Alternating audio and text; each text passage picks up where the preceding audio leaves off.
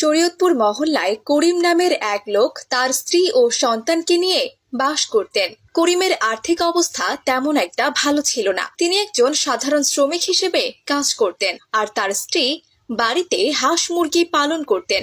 এভাবে কোনো রকমে তাদের সংসার চলছিল। একদিন করিম বৃষ্টিতে ভিজে কাজের খোঁজে বেরিয়েছিলেন, কিন্তু দুর্ভাগ্যবশত তিনি কোনো কাজ পাননি। তাই তিনি আলহামদুলিল্লাহ বলতে বলতে বাড়ির দিকে ফিরছিলেন।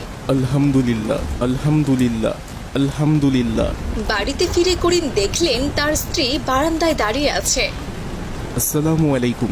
কি ব্যাপার হালিমা, তুমি বাইরে দাঁড়িয়ে আছো কেন? ওয়ালাইকুম আসসালাম। আসলে আমি তোমার আসার জন্য অপেক্ষা করছিলাম।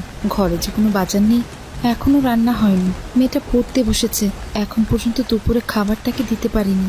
আমি তো আমার দিক থেকে কম চেষ্টা করছি না, কি যে করি কিছুই বুঝে উঠতে পারছি না। যাই হোক, বিপদে মাথা ঠান্ডা করে কাজ করতে হবে।